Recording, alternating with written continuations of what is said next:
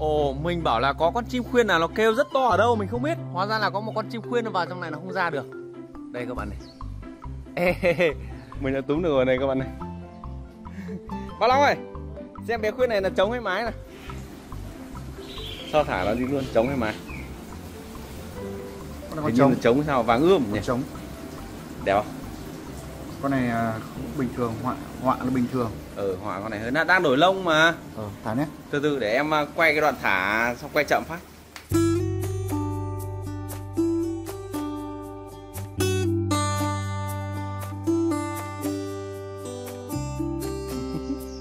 Làm gì mà nhắng nhít như thế? Làm gì mà nhắng nhít như thế? Thấy Quế từ ở xa cái đã đòi rút ra khỏi lồng để chạy ra rồi. Nhưng mà không được, đứng im ở đây, đang bận. Mình chào tất cả các bạn. Hôm nay cái ngày mà mình ngóng chờ rất lâu cũng đã tới rồi. Cái ngày mà mình tháo bột cho bé chim khuyên mà nó bị gãy chân ở cả hai đốt ấy. Vừa rồi mình có chữa trị cho nó bằng rất nhiều các cái loại thuốc dân gian ấy. Thì hôm nay đã bước sang ngày thứ 8 rồi. Mình muốn là tháo bột kiểm tra xem cái chân nó như thế nào. Đây, để mình mang ra ngoài này cho nó thoáng thoáng hơn. Rồi mình quay cho các bạn nhìn cho dễ nhé. Đây. Đấy, mình sẽ bắt nó ra để mà tháo bột luôn.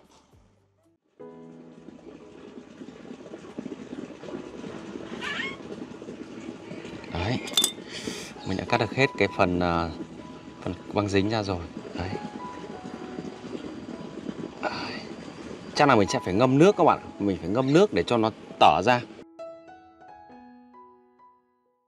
Sau khoảng 5 phút ngâm nước thì mình cũng đã cắt được cái dây ăn ra khỏi chân con chim rồi. Các bạn có thể nhìn thấy này. Cái chân con chim thì nó có hai phần gãy. Một cái phần gãy ở cái chóng chân dưới và một phần gãy ở trên cái đùi trên.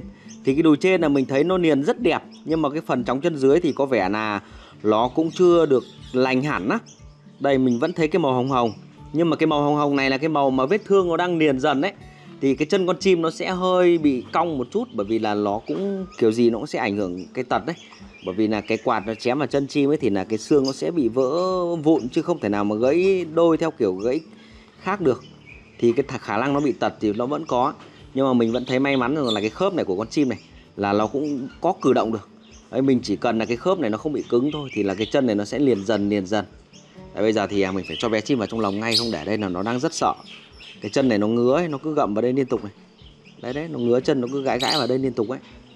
Để bây giờ mình cho nó vào trong lồng rồi đã.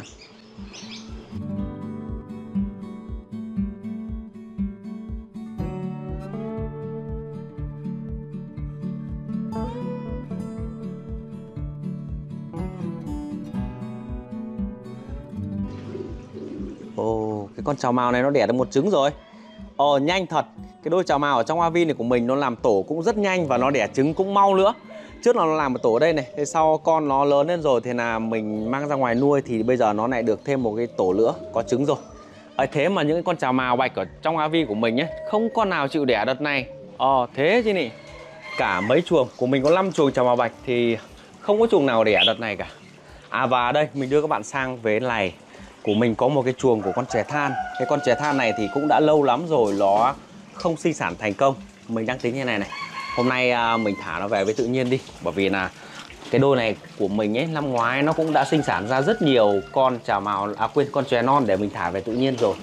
Thì mình nghĩ là cái trọng trách của nó đến đây là hết. Mình muốn đưa nó về tự nhiên để cho cái môi trường tự sinh tự dưỡng của nó cho nó. Đây quả trứng này là hỏng rồi nhé các bạn nhé. Cái quả trứng này từ rất lâu rồi đấy. Nó bỏ rồi. Để cho ở ngoài tự nhiên ấy nó tự sinh tự diệt. Ngày xưa ấy những cái con chè này nó cũng là cái con chè mà nó bị gãy chân cũng như là bị gãy cánh ấy.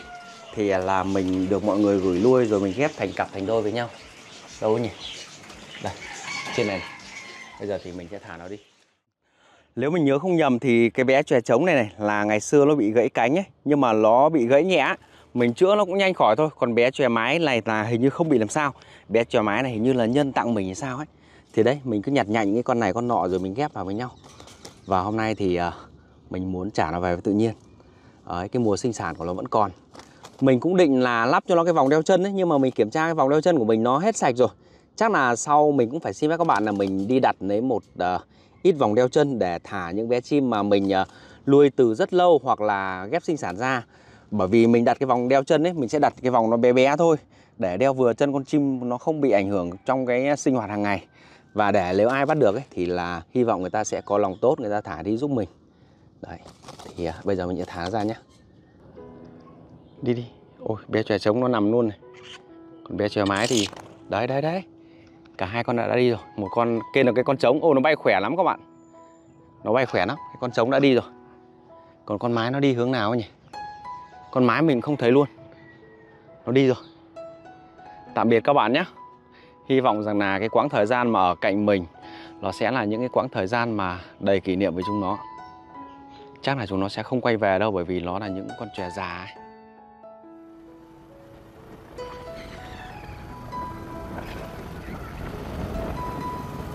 Ồ, nước cũng cạn thật đấy. Bố mẹ đâu ấy nhỉ? Có con gì không? Nhiều. Mình đang ở nhà xuống dưới này để xem nha, bố mẹ với lại Quyên kéo lưới ở đây. Bố mẹ bảo là cá đợt này cho chim ấy thì hôm qua Quế đánh được ít cá bé quá, không đủ cho chim ăn, mà hôm nay đi chợ mua thì không có. Bố mẹ bảo là xuống dưới cái thùng dưới này để kéo lưới, nhưng mình bảo là nước đang đầy không có gì đâu mà kéo. Thế nhưng mà vì thiếu đồ ăn cho chim nên bố mẹ vẫn đi. Thế là mình làm xong việc nhà giờ mình mới xuống. Không có con gì đâu, nước đầy này không có. Lại sang bên kia kéo nữa? Kéo đủ ăn thôi, xong mai này ngày kia này đi chợ mua. Không mua được à? Cá đâu, cá đâu?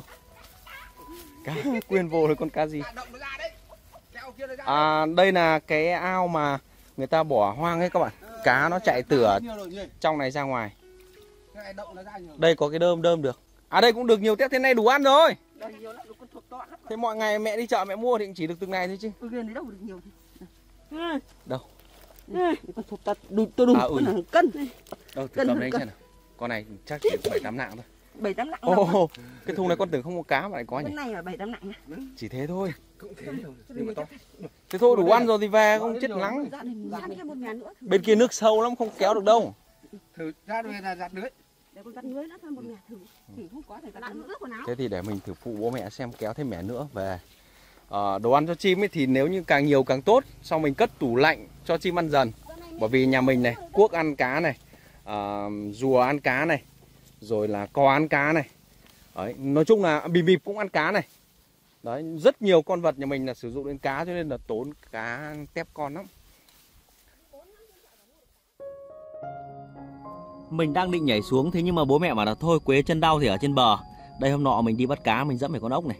Đấy, dẫm phải ốc cho nên là nó bị đứt chân. Nhưng mà không sao, mình bị đứt chân như thế chỉ cần 2 hôm là nó khỏi thôi. Đây như hôm nọ đây cũng đi bắt cá này, nó bị bật mất cái móng chân này. Thì 2 hôm nó lại khỏi. Cái vết thương nào mà mình bị cái con ốc nó cứa ấy, nặng quá là sau mình lấy keo góp mình giỏ nó vào cho nó kín cái mép bên lại, là sau 2-3 hôm là nó liền. Đây bố mẹ đang kéo ở cái thùng lông này, mình bảo là thôi ra cái thùng lông này kéo thôi. Ra thùng sâu ngoài kia thì kéo nó vất đấy. Đây là cái thùng nông này, còn thùng ngoài này là nó sâu lắm. Ngoài này sâu. Nước họ chưa trổ kiệt nữa thì bắt nó mới dễ. Còn cao như này thì kiểu như đứng nó bị mói đầu ấy là không kéo được, kéo nó sẽ rất vất. Để mình xem bố mẹ có con gì ở đây không.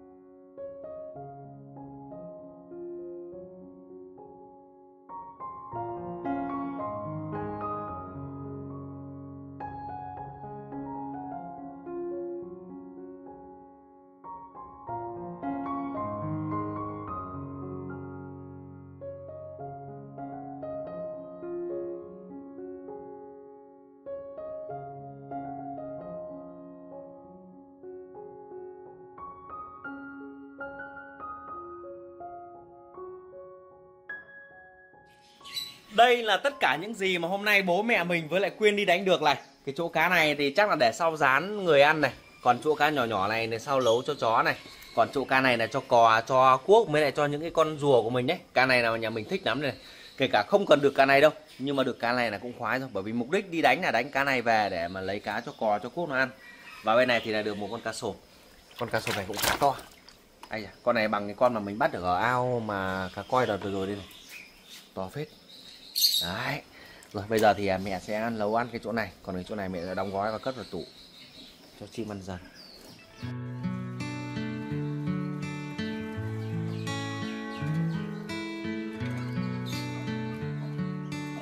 Đấy, vô được rồi. Sau này đau chân thì chắc nhảy vào đâu bị con gì nó cặp chân rồi. Chắc lại đến gần cái Trung Quốc này gì. Đến gần Trung Quốc này bị cuốc nó cặp đây. Còn mấy cái cuốc này thì mình vừa vứt cho nó ít cá. Nó đang bón cho con với lại cả con cuốc con cũng đang ăn. Đây.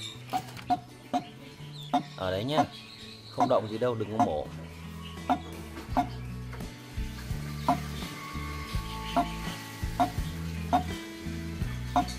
Con cuốc mẹ đang bón cho con đấy, đang giữ con đấy.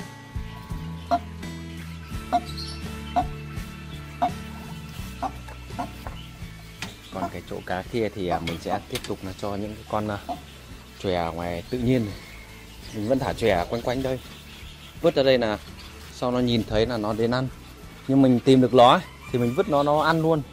Còn nếu mà nó không nhìn thấy cá thì là nó sẽ bị kiến nó bâu mất.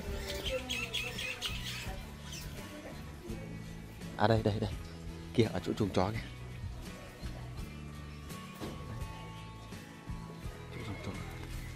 Nhận mấy con bé bé này vứt cho nó.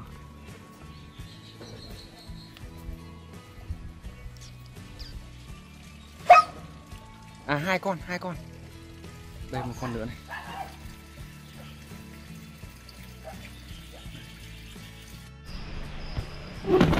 Hình như là trời sắp mưa rồi sao ấy. Mình lấy một tí sâu quy với lại ít cám để ra ngoài cho mấy bé chòe nó ăn. Trước khi mang ra ngoài cho chòe ăn ấy thì là mình muốn tâm sự với các bạn một cái câu chuyện này. Các bạn có nhìn thấy mình đang bật quạt cho chuột đấy không này? Đấy, bật quạt cho chuột. Và là ngay cả cái việc mà mình lấy thức ăn này vứt cho chòe mà mình thả đi ra ngoài tự nhiên nó không đi ấy, nó quanh quẩn ở nhà để cho nó ăn, thì mình cũng nhận được một số những ý kiến trái chiều từ các bạn. Các bạn bảo mình bảo là anh Quế thả chim đi rồi ấy, thì sau này còn cho nó ăn để làm cái gì? Để cho nó ở bên ngoài cho nó tự kiếm ăn đi thì đó mới là cái điều tốt. Anh Quế cho nó ăn thì khác gì coi như là vẫn đang nuôi nó, thì nó không tốt đâu. Kìa hai con đây các bạn này. Mình cũng không biết giải thích như thế nào. Ngày trước mình cũng nuôi những cái bé chó nó bị ốm ấy, bé mèo nó bị ốm ấy, thì mình cũng đi mua đồ ăn ngon một chút về để mà làm thức ăn cho chúng nó. Thì cũng bị một số các bạn trách bảo là Quế cho chó cho mèo ăn, mọi người còn có cảm giác như là nó còn ngon hơn cả cho người ăn đó. Thì mình cũng chia sẻ với mọi người rất nhiều là khi con vật của mình nó bị ốm hoặc là nó đang cần phải bồi bổ thức ăn ấy, thì mình mới làm như vậy được, chứ không phải là ngày nào mình cho ăn như vậy. Cũng như là cái việc mà mình nuôi cái con cuốc nó sinh sản này và những cái con rùa mà mọi người gửi mình nuôi. Mọi người gửi mình ấy thì cũng có ai gửi mình được cái kinh phí thêm nào đâu. Thì vì mình muốn hạn chế cái tiền mình bỏ ra để mà mua đồ ăn cho chúng nó ấy, thì mình phải ra ngoài tự nhiên để mà kiếm thêm con cá con tép về cho chim, cho cò rồi là cho rùa nó ăn. Thì những cái con cá con tép đó thì chim cò nhà mình với rùa ăn thì nó thích hơn, cho nên là mình mới phải đi kiếm. Thì các bạn lại bảo mình bảo là Quế như vậy thì không phải là yêu thương động vật, Quế như vậy thì đang sát sinh nhiều con vật quá. Mình cũng lại cảm thấy buồn, không biết giải thích như thế nào. Còn có những cái việc mà như ngày xưa đây, mình mang bé cún này đi chữa này. Đó, bé cún này mình chữa là hết là gần 20 triệu. Thì cũng có một số bạn bảo mình bảo là Quế lãng phí, cái tiền đấy thì Quế đi giúp đỡ người nghèo thì nó còn có ích hơn nhiều. Mình cũng không biết giải thích thế nào nữa. Thực sự là cái cuộc sống nó để mà vừa lòng tất cả mọi người thì chắc là mình nghĩ là mình không làm được. Thì thôi các bạn cứ hoan hỉ giúp mình nhé. Vì cái cuộc sống mình mới phải như vậy. Mình không phải là người tốt thực sự đâu. Mình cũng không phải là tiên, mình không phải là Phật. Mình không ăn chay được và mình cũng không từ bi được như mọi người vẫn nghĩ. Cho nên là có những lúc mình vẫn phải đi kiếm đồ ăn. Có những lúc mình vẫn phải nuôi con này con nọ để mà làm thực phẩm cho gia đình. Và cũng có những lúc mà mình phải bán con này con nọ đi để mà lo cho những con khác khi mà chúng nó sinh sản quá nhiều. Nhưng mà đặc biệt là mình chỉ bán chào mào bạch thôi. Còn những con vật mà mình nuôi ra mình chưa bán một con gì hết. Mình cho tặng những con vật mình nuôi rất nhiều. Chỉ là gần đây mình không đăng lên video thôi. Nếu gia đình anh chị nào mà đã từng nhận được những con vật mà mình gửi tặng ấy, thì anh chị hãy cho em xin một vài cái bình luận lên video. Bởi vì là đó là những cái kỷ niệm của em gửi tặng anh chị và các cháu. Em không muốn đưa lên hình, bởi vì là đưa lên hình ấy thì mọi người sẽ có một cái trào lưu, tức là cứ về nhà mình chơi để mình tặng đồ vật, tặng chim, tặng chuột hay tặng các thứ, thì thành ra là thành một hiệu ứng đám đông. Mà mình thì có nhiều đâu, lúc nào nó đẻ ra thì được có 10 con hoặc 5-7 con thì tặng 1-2 gia đình nó đã hết rồi. Cho nên là mình không muốn đăng lên. Đăng lên xong người có người không, xong mình mang tiếng ấy. Đó, thì mong các bạn hiểu giúp mình. Hôm nay thì tâm trạng của mình nó hơi rối bời. Nhất là cái video hôm qua nữa. Cái video hôm qua, đây, cái sâu này mình để ở đây nhé, để cho tẹo để mấy con chuyền nó về nó ăn. Cái video hôm qua mà mình đi bắt cá ở trên cái ao ở gần cái nò ấy, thì cũng có một số bạn bảo mình bảo là chắc là ao người ta thả đấy, thì Quế đánh bắt như thế này gì khác gì lấy trộm cá của người ta. Thế nhưng mà không phải đâu, mình đã tìm hiểu rất kỹ rồi. Đó là một cái ao tự nhiên. Ở đó là gần đây có một bé bị đuối nước ở đấy, cho nên là không ai dám tới đây đánh cá. Chỉ có các trẻ em nàng thì vui vui rảnh rảnh sau đó câu thôi, câu nghịch thôi, nhưng làm gì có được con gì đâu. Đó là lý do mà tại sao cái ao đấy nó còn nhiều cá. Mình về tới nhà rồi nghe mẹ kể mình mới biết là ao đó có một em nhỏ từng bị đuối nước ở đấy. Cho nên là mình sẽ không dám lên đấy lại lần thứ hai nữa, bởi vì mình cũng sợ. Về nhà mình mới biết rồi, mình mới nghĩ mình thấy sợ, mà 12 giờ trưa mình vẫn lang thang ở đấy. Sợ quá, mình không hiểu tại sao là mẹ lại bảo mình bảo là cho Mến lên cùng lần thứ hai ấy. Thì hóa ra là mẹ biết trước cái điều đó rồi, mẹ dặn Mến đi cùng mình để cho nó yên tâm, không sợ mình một mình ở ngoài đó. Thì thôi bây giờ thì mình cũng xin phép các bạn là kết thúc video đây nhé. Ở đoạn cuối video thì mình nói hơi miên man, không biết các bạn có hiểu được ý của mình hay không. Thế nhưng mà thực sự là cái tâm trạng của mình cũng không muốn ảnh hưởng bởi những cái lời nói tiêu cực đâu, nhưng mà nó cứ đập vào mắt đấy. Thì những cái bình luận đó xin phép các bạn là mình sẽ chặn khỏi kênh nhé các bạn nhé, để cho mình được thoải mái hơn, gửi tới các bạn những thước phim mà nó hay nhất, ý nghĩa nhất và nó vui vẻ nhất. Mình cũng sẽ không bị ảnh hưởng bởi tâm lý. Cảm ơn các bạn.